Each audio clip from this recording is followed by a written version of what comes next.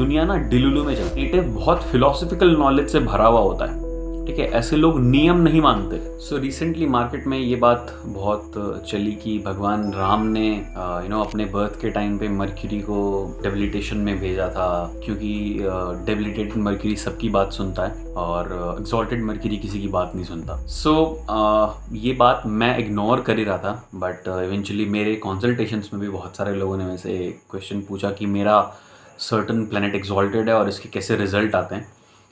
इसको पहले तो दो एलिमेंट है इसको ऐसे समझते हैं कि एग्जॉल्टेड और डेबिलिटेटेड मर्क्यूरी काम कैसे करता है। सो एग्जॉल्टेड मर्क्यूरी कहीं से भी ये नहीं कहता कि वैसे लोग दूसरों की बात नहीं सुनेंगे। मर्क्यूरी मैनेजर है किसी ऑर्गेनाइजेशन का, आप ऐसे समझो। जो वर्गो का साइन है जहाँ पे वो एग्जॉल्टेड होता है, वहाँ पे है चैलेंजेस, वहाँ पे है परेशानियाँ, वहाँ पे वर्गो का रिक्वायरमेंट है चीज़ों को स्टार्ट में लेकर आना, चीज़ों को प्रोसेस में सेट करना। जो लोग एचआर बनते हैं, ठीक है, जिनका काम है कि दूसरों की हेल्प करना, हार्मनी क्रिएट करना ऑर्गेनाइजेशन में, those people are Virgo ascendants. Mostly वो वर्गो से डोमिनेटेड लोग होते हैं एचआर वाले। उसमें एग्जॉल्टेड मर्क्यूरी का आना मतलब ये तो बहुत अच्छी कंडीशन है। तब तो ऐसा इंसान चीज़ें एग्जीक्यूट कर पाएगा, एक टाइम पे 4 काम कर पाएगा, बैलेंस आउट कर पाएगा सब चीज़ें। वर्गो इसी का साइन है। वेयर एज पाइसिस, मीन कहते हैं गुरु की साइन। पाइसिस में क्या होता है कि नेटिव बहुत फिलोसफिकल नॉलेज से भरा हुआ होता है, ठीक है। ऐसे लोग नियम नहीं मानते।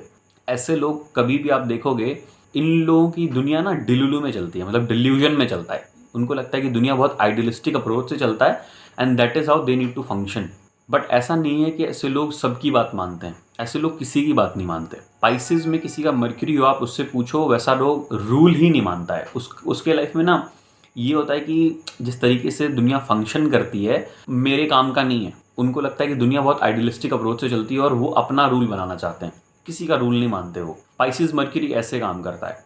नाउ अब सेम चीज़ को हम उठाकर ऐसे देखते हैं कि भगवान राम के केस में क्या है। हमें तो देखने मिलता है कि भगवान राम जब आ रहे हैं वो सबकी बात मान रहे हैं। वो तो अपने फादर की बात पे ना अपना राजपाट सब छोड़ने के लिए तैयार है। कंप्लीटली आप देखो, एग्जॉल्टेड मर्क्यूरी तो नहीं कह सकते, लेकिन आप इसको पाइसिस मर्क्यूरी भी नहीं कह सकते। मर्क्यूरी उनका टॉरस में दिखाया गया है, जो उनका चार्ट है। मर्क्यूरी बताया गया कि बुध टॉरस में था। टॉरस मर्क्यूरी ना दूसरों की प्रॉब्लम्स बहुत अच्छे से समझता है, दूसरों के सर्कमस्टांसेस बहुत अच्छे से समझता है। एंड दैट इज हाउ हम देखते हैं भगवान श्री राम को, उनको दूसरों के दुख में अपना दुख दिखता है। और हमें यही समझने की ज़रूरत है कि we can not have a concrete idea कि कौन सा प्लैनेट कहाँ पे बैठा हुआ था अंटिल कि हमारे पास कॉन्क्रीट टाइम ना हो। हम फिगर आउट नहीं कर सकते ये चीज़। मेरे पास बहुत सारे डिफरेंट चार्ट हैं, जिसमें किसी में बुध पाइसिस में बैठा है, किसी में टॉरस में बैठा है, किसी में सूर्य और बुध कंजंक्ट है एरीज में।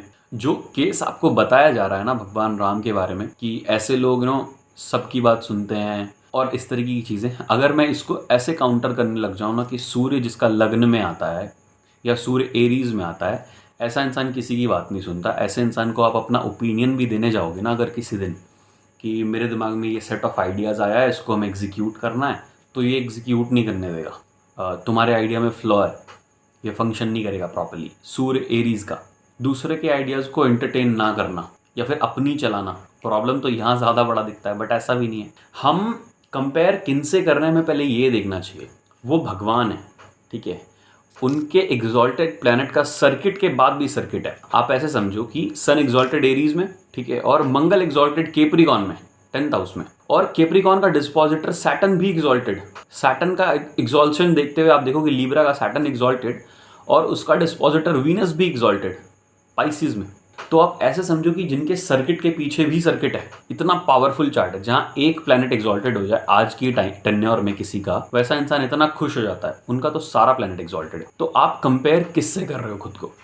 इंसान का अगर 3 प्लैनेट एग्जॉल्टेड हो एक सर्किट में, ठीक है, तो वो जेफ बेजोस जैसा आदमी बन जाता है, इतना बड़ा आदमी बनता है। 3 सर्किट में प्लैनेट एग्जॉल्टेड होने चाहिए। सर्किट मेरा मतलब क्या है? मून टॉरस में एग्जॉल्टेड हुआ, टॉरस का डिस्पोजिटर वीनस एग्जॉल्टेड हो रहा है पाइसिस में, जुपिटर एग्जॉल्टेड हो रहा है कैंसर में। बस ये 3 एग्जॉल्टेड सर्किट बन जाए, ये 3 दशा में इंसान राजा है। हम कंपेयर करने लग जाते हैं भगवान से खुद को, तो ये तो कंप्लीटली वेग है। आई होप आप इन सब चीज़ों से बचे रहो, इन चीज़ों में दिमाग ना लगाओ। ज्योतिष कहीं से भी ना आपको डिल्यूजन या फिर किसी ऐसी चीज़ में इन्वॉल्व करने का आइडिया नहीं रखता जहाँ पे ना प्रैक्टिकलिटी दूर भाग जाए। आप अपना ब्रेन यूज़ कीजिए, सबसे पहले तो वही बहुत इंपॉर्टेंट है। और किसी भी ऐसी चीज़ में मत फंस जाइए जो कि प्रैक्टिकली इम्पॉसिबल साउंड हो। कोई भी तरीके का ज्ञान आपको अगर किसी तरीके की परेशानी में डाल रहा है, जहाँ पे आपको डाउट क्रिएट हो रहा है, वो ज्ञान नहीं हो सकता, या फिर वो नॉलेज नहीं हो सकता, वो स्किल नहीं हो सकता। स्किल, नॉलेज, विजडम, इसका सिंपल सीधा एजेंडा है आपको प्रॉब्लम से बाहर निकालना, ना कि आपको प्रॉब्लम में डालना या कन्फ्यूजन में डालना। क्रिटिकल थिंकिंग होना डिफरेंट केस है, प्रॉब्लम में डालना all together different. So I hope this video helps. जो लोग भी इन डाउट में फंसे हुए हैं, please share it with your friends and let me know if there is any doubt. Thank you.